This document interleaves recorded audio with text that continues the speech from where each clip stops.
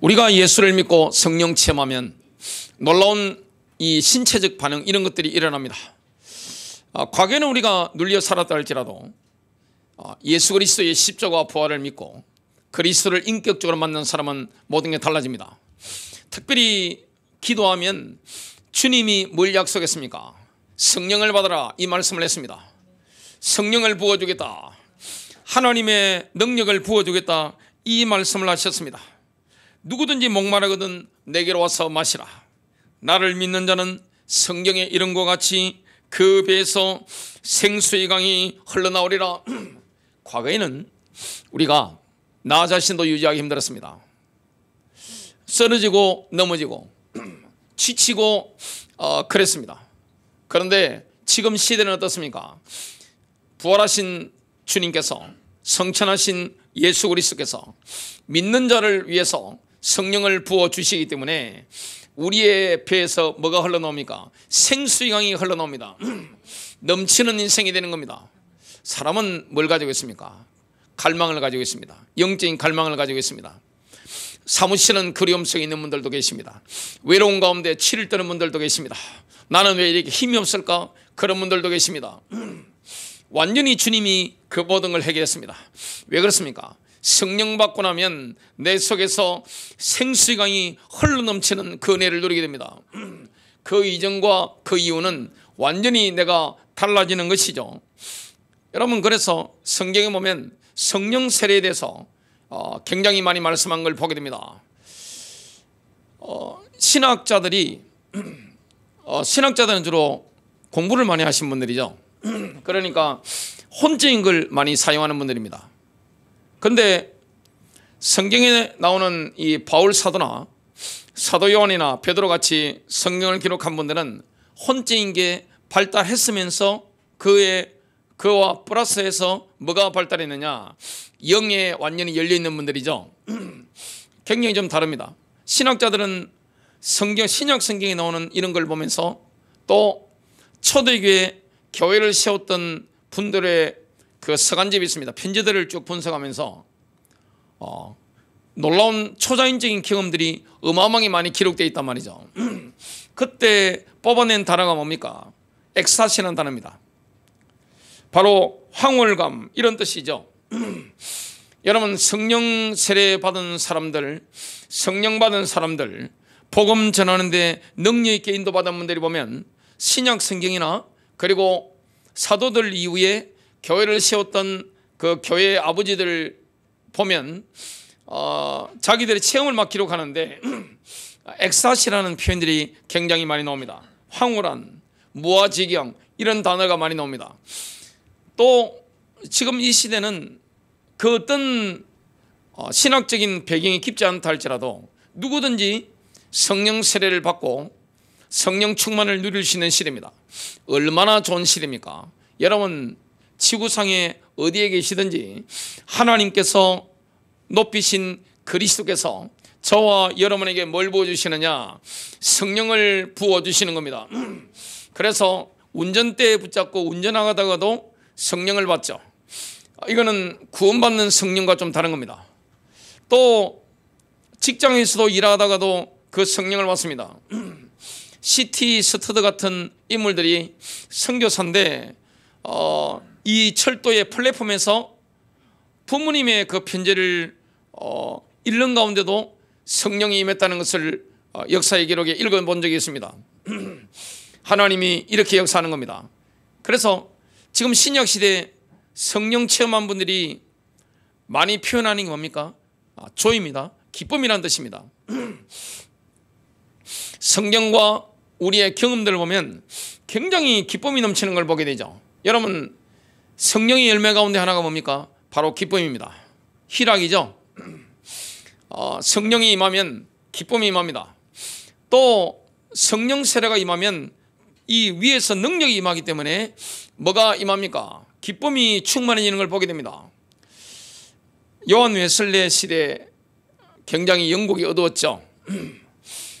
영국이 혁명이 일어나지 않고 영적 대붕이 일어났는데 그때 쓰임받은 인물이 요한 웨슬리죠. 요한 웨슬리가 탄광촌을 이렇게 마을들을 걸어가다 보면 집집마다 쌍욕들이 막 흘러나오고 그랬는데 성령이 한번 휩쓸고 나가니까 요한 웨슬레가 마을들을 이렇게 지나가다 보면 집집마다 기도 소리, 성경 읽는 소리, 또한 찬송하는 소리가 막 들렸다는 역사의 기록을 본 적이 있습니다. 하나님이 그렇게 역사하는 겁니다. 여러분, 인생에 능력이 임하는 겁니다. 무아지경이 임하는 겁니다. 황홀감이 임하는 겁니다. 엑사시가 경험되는 거죠. 그리고 굉장한 기쁨이 넘치는 이런 인생을 우리가 살게 되는 겁니다. 근데 첫 번째로 보면요, 큰 기쁨과 같은 강력한 감정 체험이 성령 세례받은 증거는 아닙니다. 여러분은 감정과 성령 세례 사이의 관계를 우리가 지금 검토해 봐야 되는데 두 가지 중요한 사실을 우리가 인정하면 시작해야 됩니다. 사람은 감정적인 피조물입니다. 여러분, 감정이 얼마나 중요한 겁니까? 우리가 기쁨을 느끼고 황홀감을 느낀다, 이 감정이 굉장히 중요한 거죠. 저와 여러분에게 뭐가 있습니까? 감정이 있는 겁니다. 그래서 인간은 이 감정적인 존재는 사실 우리가 인정해야 되죠. 또한 기쁨이라는 단어는 갈라디아 5장 20절에 22절에 나열되어 있는 성령의 9가지 열매 가운데 하나죠. 안디옥의 초창기 그리스도인들이 있었습니다. 그들에 관한 기록이 이렇게 나옵니다. 사도행전 13장 52절입니다. 제자들은 기쁨과 성령으로 충만했습니다. 여러분, 이 그리스도의 사람들 특징이 뭡니까? 기쁨과 성령으로 충만한 겁니다. 완전히 성령이 그냥 흘러넘치는 거죠. 기쁨이 흘러넘치는 겁니다. 능력이 있는 겁니다. 우리가 가정의 분위기가 아무리 음산하고 어물하고 칙칙하고 눌려있다 할지라도 이걸 뚫어내버리는 겁니다. 지역사회의 분위기라든지 나라의 국가의 분위기가 아무리 음산하고 칙칙하고 꽉 눌려있다 할지라도 이걸 완전히 떨쳐버리고 빛 가운데 충만한 겁니다. 기쁨이 충만한 거예요. 왜냐? 그 기쁨이라는 것은 속에서 흘러나오는 것이고 위에서 부어버리는 거죠. 강렬한 기쁨이나 다른 어떤 강력한 감정 그 자체가 성령 세례 받은 증거라는 것은 성경에 나오지 않습니다. 성령 세례가 묘사된 이 성경 구절에 보면 뭐가 언급되어 있지 않습니까? 감정이라는 게 언급되어 있지 않는 겁니다. 우리가 강력한 기쁨을 느낀다, 그리고 황홀감을 느낀다, 이거는 저와 여러분이 날마다 느끼고 있는 거잖아요. 이게 성령 세례받은 증거가 아닙니다. 오늘 저와 여러분에게 주님이 열어주시는 이 은혜가 뭡니까? 바로 성령 세례에 대한 것인데, 방언을 말하는 그리스도인들 가운데 큰 기쁨을 지금 경험하지 못한 분들이 있습니다. 그러면 본인은 나는 성령 세례 받은 사람이 아니구나, 이렇게 생각할 수 있습니다. 그건 굉장히 착각인데요. 이건 뭐와 똑같은가 하면 어린아이가 아빠나 엄마한테 푸드를 사달라고 한 겁니다. 요즘 개가 엄청 많으니까 요즘 개에 대해서 잘못 말했다가는 큰일 나는 시대를 우리가 지금 살고 있습니다. 어린아이도 개가 너무 많으니까 부모님한테 푸들 한 마리 사주세요. 크지 않으니까 그렇게 이야기를 한 겁니다.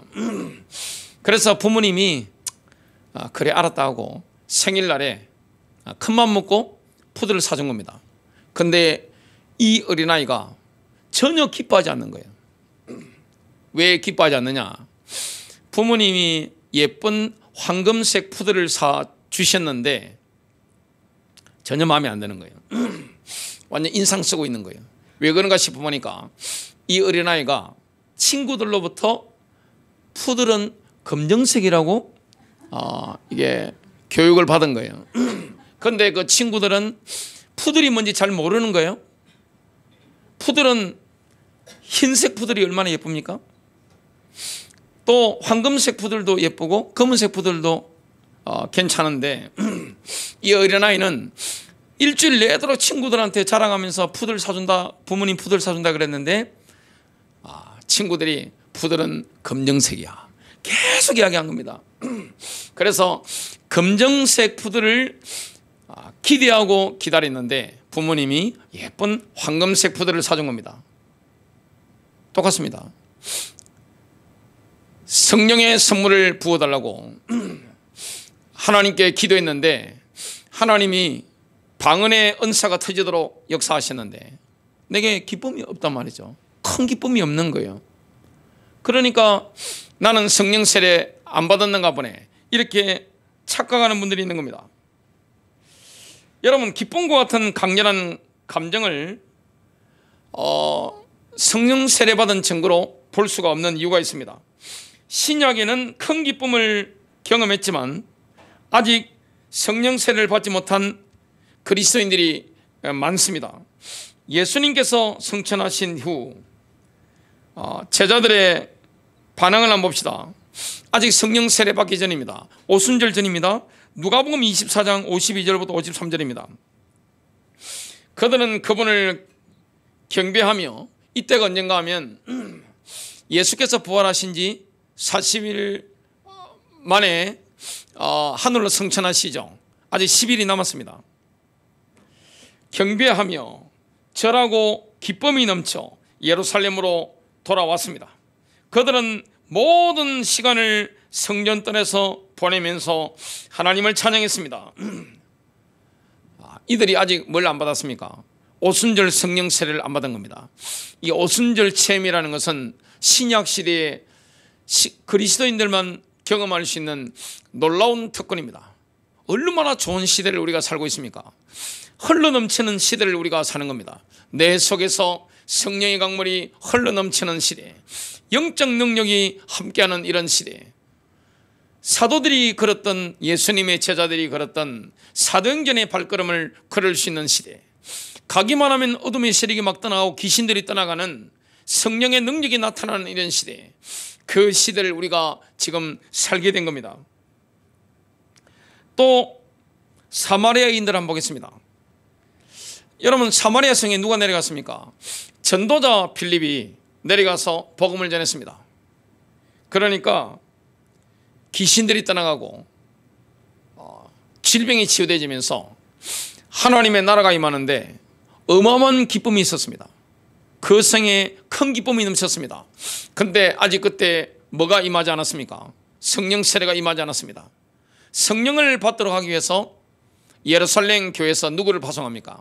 베드로와 요한이죠. 베드로와 요한이 가서 뭐 했습니까? 안수하니까, 그들에게 손을 얹으니까 성령이 임했던 것을 지금 말씀하고 있습니다. 두 번째입니다. 하나님의 임재 앞에서 하나님의 백성이 신체에 특이한 반응이 나타나는 것이 성령 세례받은 증거가 아닙니다. 많은 사람들은 뭘 이야기하는가 하면 성령 세례받았다고 주장할 때 주로 찌릿찌릿한 경험을 성령 세례받았다고 이야기합니다. 어떤 강력한 체험을 했다, 이걸 성령 세례받았다고 이야기를 하죠. 뭐라고 이야기합니까? 강력한 전기가 흐른 느낌을 받았습니다. 우리가 경험하는 거죠. 어떨 때요, 강력한 이 전기가 흐르는 듯한 느낌. 제가 220V 전선을 물 흐르는 줄 모르고 잡은 적이 있습니다. 정말 끔찍한 경험이었습니다. 잡았는데 지금도 그 기억이 납니다. 그냥 팔이 그냥 덜덜 떨리더라고요. 강력한 전류 전기가 흐르는 느낌을 받았다고 하는 분들이 많죠. 뜨거운 열기를 경험했다는 분들이 많습니다. 성령의 역사가 뜨겁게 열기로 경험될 때가 있습니다. 어떤 강력한 힘에 떠밀려서 바닥에 엎드러지는 경우가 있습니다. 바닥에 엎어지는 사람이 있죠. 여러분, 전신이 강렬하게 떨리는 경우도 있습니다. 몸이 그냥 강력하게 떨리는 경험. 또 어떤 분들은 뭐라고 합니까? 아주 밝은 빛을 봤다고 이야기를 합니다. 어떤 분들은 이렇게 말합니다. 하나님께서 말씀하시는 음성을 들었습니다. 이렇게 말을 합니다. 또 다른 분은 하늘의 영광을 환상으로 봤습니다. 그 이야기를 합니다. 이러한 강력한 신체적 체험들에 진리의 요소가 들어있습니다. 이런 걸 우리는 무시해서는 안 되죠. 성경에는 하나님의 거룩한 사람들에게 전능하신 하나님의 임재와 권능이 임했을 때 주의 임재 앞에 그들이 했던 장면들이 막 나옵니다. 여러분, 체험이라는 것은 하나님의 거룩한 사람들이, 구약의 선지자들, 하나님의 사람들, 신약의 사돈들이 엄청나게 많이 했습니다. 전능하신 하나님이 아브라함에게 나타나셨습니다. 그때가 몇 살 때냐? 아브라함 나이 99세 때입니다. 아브라함은 주의 면전에서 땅이 엎드리죠. 하나님의 면전에서 땅이 엎드릴 수밖에 없었습니다. 레위기와 민수기에 보면 누가 나옵니까? 모세와 아론, 그 다음에 이스라엘 백성들이 나오는데 하나님의 임재와 영광이 가시적으로 나타날 때 그들이 땅에 엎드렸습니다. 이런 체험들은 지금 신약을 살아가는 우리에게도 나타나는 거죠. 여호와의 불이 엘리야의 그 제단에 내렸습니다. 뭘 태웠습니까? 나무와 돌과 흙, 물, 그걸 다 태웠습니다. 도랑에 있는 물까지 핥아버렸을 때 모든 백성이 하나님의 임재 앞에 엎드렸죠. 솔로몬이 성전을 봉헌했습니다. 지성소에 언약궤를 안치했습니다. 이때 주의 영광이 하나님의 전을 가득 채웠습니다. 그때 하나님의 성전에서 수종들든 제사장들은 제대로 움직일 수가 없는 겁니다. 왜냐? 하나님의 영광이 너무 강력한 거예요. 이 영광의 구름이라는 것은 눈에 보이는 가시적인 구름이 아닙니다. 바로 세키나입니다. 하나님의 영광의 구름이 강력했습니다. 역대하 5장 13절 14절입니다. 그때 여호와의 전에 구름이 가득한지라 제사장들이 그 구름으로 말미암아 능히 서서 섬기지 못하였으니, 여러분, 하나님의 성전을 봉헌하는데 영광의 구름이 충만한 거죠. 이는 여호와의 영광이 하나님의 전에 가득함이었더라. 예레미야 선지자를 한번 봅시다. 여러분, 예레미야 선지자는 굉장히 어려울 때 선지자로 부름받았습니다. 선지자라고 하는 이 직분은 웬만하면 안 하고 싶죠. 선지자는 극한의 직분입니다. 메신저가 된다는 것은 굉장히 두려운 겁니다. 왜냐하면 회중들이 듣고 싶어하는 메시지를 전하는다는 것은 쉽죠. 왜냐? 장사하는 거니까 맞춰주면 되잖아요. 강단에 서서 설교를 하다 보면 설교자든 세상의 강연자든 말을 딱 던져보면 이게 지금 먹히는지 안 먹히는지 바로 압니다. 그리고 듣고 계시는 분들이 어떤 말을 좋아하는지 압니다. 그래서 앉아있는 회중이 듣고 싶은 설교를 하면 어떻게 되느냐? 거짓 선지자가 되는 거예요. 제가 예레미야서를 연구하면서 깜짝 놀란 게 대부분 다 교회 다니잖아요. 지금으로 치면 100% 교인입니다. 교회 다 다니는 겁니다. 헌금도 많이 갖다 바치고 교회 생활 열심히 하는 분들이에요. 금식도 하고 또 구제도 아주 열심히 하는 분들입니다. 근데 예레미야 시대에 참 선지자가 없는 거예요. 진짜 메시지를 하는 사람이 없는 거예요. 다 거짓 선지자인데 왕부터 귀족들, 일반 민초들까지 예레미야의 메시지를 싫어하는 거예요. 그때 예레미야가 말씀 전하고 싶겠습니까? 저도 마찬가지예요. 누가 듣기 싫은 설교를 하고 싶겠습니까? 얼마나 부담되는 겁니까? 근데 예레미야가 웬만하면 안 하고 싶은데 하나님이 말씀을 주시니까 그 심령이 어떤 상태가 됐는지 한번 봅시다. 예레미야 20장 9절입니다. 내가 다시는 여호와를 선포하지 아니하며 그의 이름을 말하지 아니하리라 하면 나의 마음이 불붙는 것 같아서. 레마가 임했는데 사람들이 원하는 메시지가 아니에요. 잘못하면 돌로 맞습니다. 그때나 예수님 때나 마찬가지입니다. 예수님 메시지를 했는데 처음에는 기적을 행하고 질병이 치유되고 하니까 5,000명을 먹이고 하니까 어마어마한 군중들이 따라붙었는데 예수님이 십자가를 전가하니까 사람들이 다 빠져나가는 거예요. 요한복음 6장에 보면 수많은 제자들도 도망간 겁니다. 그때 예수님께서 곁을 지키고 있는 제자들을 향해서 물으셨습니다. 너희도 가려느냐?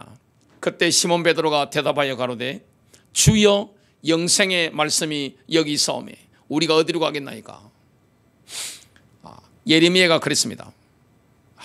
정말 사람들이 싫어하는 메시지, 부담되는 메시지, 사람의 양심을 깨우는 메시지, 회개를 이끄는 메시지를 안 하고 싶은 거예요.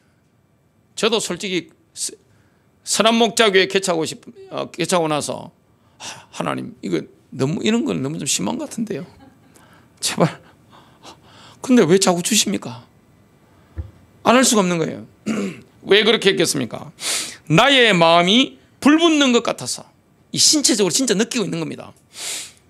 골수에 사무치니 답답하여 견딜 수 없나이다. 여러분 하나님 말씀이 골수에 사무치니까 답답해서 못 견디는 거예요. 레마가 임한 겁니다. 예레미야 23장 9절입니다. 내 마음이 상하며 내 모든 뼈가 떨리며. 여러분 사람은 잘 지내고 싶잖아요. 예레미야도 똑같습니다. 누가 다른 목회자를 공개하고 싶겠습니까? 누가 성도님들에게 양심을 깨우는 이런 설교를 하고 싶겠습니까? 교회를 주일날 오시지만 다들 힘들잖아요. 돈에 시달리잖아요. 몸 안 아픈 사람 누가 있습니까? 제가 지금 앞에서 보면 여러분의 의료 기록이 지금 눈에 다 들어오는데 서로 모를 뿐이에요 지금. 얼마나 집에 가면 약이 많겠냐 이 생각이 듭니다. 아이고 어른이고 할 것 없습니다. 인간관계가 얼마나 힘듭니까? 사람 때문에 지치고 힘들고 정말 죽을 것 같다가 교회 온단 말이죠. 돈 때문에 시달리다가 교회 온단 말이죠. 몸은 너무 아파요. 위로하고 싶습니다. 교회 오면 다른 거 아무것도 없습니다. 위로하고 싶은 거예요. 힘 좀 받고 싶은 거예요. 그냥 사랑의 하나님만 잔뜩 이렇게 듣고 싶은 거예요. 그런데 설교자라는 것은 자기 마음대로 못합니다. 저도 마음대로 못하겠더라고요. 그런데 저보다 100배로 힘든 사명을 받은 사람이 누굽니까? 예레미야입니다. 그때는 잘못 말하면 어떻게 됩니까? 돌에 맞아 죽습니다. 실제 왕이 죽이려고 했고 귀족들과 이스라엘 백성들이 예레미야를 죽이려고 했는데 하나님이 살려주신 거죠. 어떻게 됩니까? 내 마음이 상하며 내 모든 뼈가 떨리며 내가 취한 자 같으니 포도주에 잡힌 사람 같으니. 내가 취한 사람 같으며 포도주에 잡힌 사람 같으니 이는 여호와와 그 거룩한 말씀 때문이라. 하나님의 이름 때문에, 하나님 말씀 때문에 예레미야는 어떻게 됩니까? 술 취한 사람처럼 돼버린 겁니다. 포도주에 완전 취한 사람처럼 돼버린 겁니다. 그 말씀에 완전히 사로잡힌 거예요. 여러분 거짓말을 들으면요 힘이 빠집니다. 다단계 하시는 분들, 저는 참석은 현장은 못 해봤고 뭔가 싶어가지고 유튜브를 해서 강의를 한번 들어봤습니다. 야, 장사꾼들 말 잘하더만요. 원하는 말을 얼마나 잘하는지 몰라요. 근데 거짓말하면요 특징이 있습니다. 하는 사람도 힘이 안 나고 듣는 사람도 그때만 하는 것 같습니다. 근데 듣고 나면 힘 없습니다. 진리라는 건 어떻습니까? 들을 때는 양심이 찔리고 내 마음이 부담스럽고 힘들고 나를 돌아보게 되고 근데 하나님 앞 바로 서고 나면 어떻게 됩니까? 하나님의 임재 속에 그냥 사는 거죠. 진리를 들어야 됩니다. 예레미야가 이 진리를 전하는 것 때문에 안 하고 싶은데 이 마음에 불이 붙어가지고 술 취한 사람처럼 어쩔 수가 없는 거예요. 이런 경험을 구약시대에 하게 된 겁니다. 다니엘은 어땠습니까? 여러분, 다니엘과 그와 함께 있던 사람들이 주님의 임재를 경험했죠. 특이한 경험을 했습니다. 다니엘서 10장 7절 8절 나 다니엘이 홀로 그 환상을 보았으며 나와 함께 있었던 사람들은 그 환상을 보지 못하였고 오히려 큰 두려움이 그들에게 내림으로 그들이 숨으려고 도망치더라. 그러므로 내가 홀로 남아서 이 큰 환상을 보았는데 내게는 남아있는 힘이 없었으니 나의 아름다움이 내 안에서 변하여 썩게 되었으며 내게 힘이 없어졌더라. 이런 경험을 한 거죠. 초자연적인 경험 속에 들어간 겁니다. 여러분 사도행전 9장에 보면 다소 사람 사울이 나옵니다. 뭘 경험했습니까? 다메섹으로 가는 길에 부활하신 예수 그리스도를 만났습니다. 사울은 하늘로부터 그를 둘러 비추는 한 줄기 빛을 본 겁니다. 실제 경험을 하고 있는 거죠. 땅이 엎드러져 하늘에서 말씀하는 예수님의 음성을 직접 들은 겁니다. 사도 요한은 어떻게 했습니까? 반모 섬에서 하나님의 비전을 보게 된 겁니다. 요한계시록 1장 17절입니다. 내가 그를 보자 죽은 것처럼 그의 발 아래에 엎드러지니 그가 내게 오른손을 얹고 나에게 말씀하시니라. 어떤 교단들에서는 이러한 체험을 했다고 하면 뭐라고 합니까? 감정주의라고 합니다. 그리고 광신주의라고 합니다. 비난합니다. 근데 그런 태도가 굉장히 잘못된 겁니다. 왜 그렇습니까? 성경이 인정하는 것을 거부하는 거죠. 근데 이 시대는 보면 왜 보수적인 장로교회 같은 데서 이런 신비적인 체험을 이렇게 좀 폄하시키는가 하면 워낙 불건전 신비주의를 하면서 자기 과시욕을 해서 이렇게 하고 많은 성도님들 통제하고 그 배후에 돈을 뜯어먹는 이런 것들이 아주 나쁜 행사들이 많았기 때문에 이렇게 하는데 성경은 이런 것들을 인정하고 있는 것을 보게 됩니다.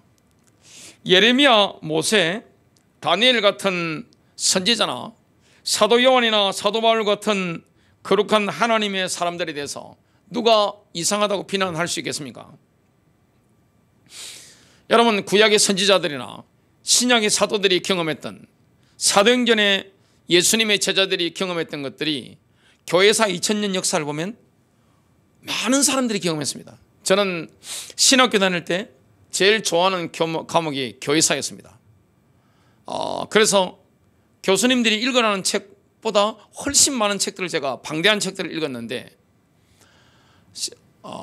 교회사를 보면 엄청나게 많은 분들이 사도행전에 나오는 사복음서에 나오는 이런 체험들을 많이 한 것을 봤습니다. 성경을 보면 하나님의 임재와 권능 앞에서 하나님의 백성의 신체적인 특이한 반응이 나타나는 것을 인정하고 있죠. 근데 그런 체험을 했다고 해서 성령 세례 받았다? 그걸 증거로 내세울 수는 없는 겁니다. 왜 그렇습니까? 구약 시대는 아직 오순절이 없었습니다. 지금 우리는 너무나 좋은 시대를 살고 있습니다. 오순절날 이후에 주님이 성령 세례를 부어주신 겁니다. 세 번째입니다. 세 가지 기본적인 성경에 이 원칙이 있는데, 이것을 보면 방언을 말하는 것이 어떤 사람이 성령 세례를 받은 것을 증거하는 것임을 확정합니다. 누가 성령 세례를 받은 것이냐? 체험이 아닙니다. 환상을 본 게 아닙니다. 기쁨을 경험한 게 아닙니다. 물론 성령 세례 받으면 기쁨도 경험하고 환상도 볼 수 있고 무아지경 속에 들어갈 수 있습니다. 예수님께서는 나무와 열매의 비유를 마음과 말 사이의 관계에 적용시키셨습니다. 마태복음 12장 34절입니다. 이는 마음에 가득한 것을 입으로 말함이라. 이건 성령 세례에도 적용됩니다. 사람의 마음이 성령으로 충만하면 그것이 말이 되어 입으로 넘쳐 흐르는 겁니다. 여러분, 누가 왜 욕을 잘합니까? 교회 다니는 분들 가운데 욕 잘하는 분들 굉장히 많습니다. 왜 그러냐? 욕이 충만하거든요. 다른 이유 아무것도 없습니다. 왜 방언을 말합니까? 성령이 마음이 충만해서 그래요. 내 속에 충만한 게 막 흘러나옵니다. 사도 바울은 로마에 있는 그리스도인들에게 다음과 같이 권면합니다. 로마서 6장 13절입니다. 오직 너희 자신을 죽은 자들로부터 살아난 자로서 하나님께 드리고 너희 지체를 의의 도구로 하나님께 드리라. 우리 자신을 하나님께 드려야 됩니다. 하나님께서는 우리의 지체를 실제로 하나님께 드리도록 요구하고 계시는 겁니다. 우리의 육신의 지체들 가운데 우리가 지배할 수 없는 것 한 가지가 있습니다. 그게 뭡니까? 우리의 혀죠. 말입니다. 혀를 기대를 드릴 수가 없습니다. 나오잖아요. 여러분, 욕이라고 하는 것은 뭡니까? 우르르 나오는 겁니다. 하려고 노력할 필요 없습니다. 속에 욕이 가득하면 어떻게 됩니까? 욕이 저절로 막 쏟아지죠. 오늘 혀를 어떻게 우리가 다스릴 수 있습니까? 야고보서 3장 8절입니다. 그러나 혀는 아무도 길들일 수 없습니다. 혀는 불안정하고 사악한 것이며 치명적인 독으로 가득 차 있습니다. 말 한마디가 사람을 죽일 수 있습니다. 말 한마디로 총알처럼 쏴서 사람을 저격하면 그 사람이 죽습니다. 우울증도 걸리고 자살도 합니다. 성령님은 우리의 지체를 하나님께 드리는 행위가 완료되었다는 증거로서 아무도 길들일 수 없는 지체인 혀를 길들여 하나님의 영광을 위해 그것을 초자연적인 방식으로 사용하는 겁니다. 우리가 우리의 지체를 하나님께 완전히 드려버리면 어떻게 됩니까? 성령님께서 초자연적으로 우리의 혀를 사용하는 겁니다. 방언과 성령 세례 사이의 관계를 수립하는 성경의 세 번째 원칙이 있습니다. 그게 뭐냐? 성령의 본질을 살펴봐야 됩니다. 여러분, 성령님은 어떤 분입니까? 예수님께서는 성령의 여러 속성 중에서 이런 부분을 말씀하고 있습니다. 성경을 보면 특히 요한복음 16장 13절입니다. 여기 보면 하나님 아버지와 그 아들 예수님이 인격체인 것처럼 성령님도 인격체임을 말씀하는데요. 이렇게 말씀합니다. 그러나 진리의 성령이 오시면 너희를 모든 진리로 인도하실 것이다. 그분은 자기 뜻대로 말씀하시지 않고 오직 들은 것만 말씀해 주실 것이다. 성령님이 우리 안에서 말씀할 것이다. 인격의 특징이 뭡니까? 말로 하는 거죠. 사도 바울이 고린도전서 6장 19절에서 이렇게 말씀합니다. 도대체 무슨 말이냐? 너희 몸이 너희가 하나님에게서 받은 바 너희 안에 계신 성령님의 전인 줄을 너희가 알지 못하느냐? 여러분, 우리의 몸은 성령님께서 거주하시는 성전입니다. 이게 신약 시대입니다. 성전이라고 하는 것은 뭡니까? 예배당이 아닙니다. 여러분, 예배당은 예배당일 뿐입니다. 신약 시대의 성전은 뭡니까? 성도의 몸이 성전입니다. 신약 시대의 성전은 뭡니까? 교회가 성전입니다. 교회라는 의미가 뭡니까? 건물이 아닙니다. 예수의 이름, 예수님의 인격을 중심으로 모인 그것이 바로 교회입니다. 그것이 바로 성전입니다. 성령이 그 안에 운행하시는 거죠. 성령님이 한 인격체로서 성도의 내면에 처소를 정하신 증거가 무엇입니까? 성령님께서 성도의 혀를 사용해서, 입술을 사용해서 그 성도 안에서 말씀하시는 겁니다. 그래서 뭐가 들리는 겁니까? 음성이 들리는 거죠. 모세를 한번 봅시다. 모세가 성막에 들어갔습니다. 여호와께 말하려 할 때 이런 일이 일어났습니다. 민수기 7장 89절입니다. 모세가 정거계 위에 있는 자비석에서, 즉 두 그룹 사이에서 그에게 말씀하시는 분의 목소리를 들었더라. 하나님이 성막의 지성소에서 언약궤 위에, 그 자비석 위에 그룹 사이에서 하나님 말씀하신 겁니다. 결론 맺습니다.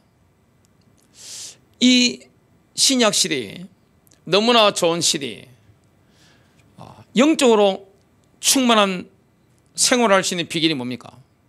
시간을 내서 기도하는 겁니다. 여러분, 영적인 배터리를 급속도로 충전하는 비결이 무엇입니까? 우리가 세상을 살다 보면 이게 영적 기력이 소진될 수 있습니다. 빠질 수 있습니다. 이때 급속히 영적으로 충전할 수 있습니다. 목양실에 가면 그 스마트폰 충전하는 삼성에서 나온 고속 충전기가 있습니다. 그게 제 스마트폰이 갤럭시이기 때문에 가장 빨리 충전이 됩니다.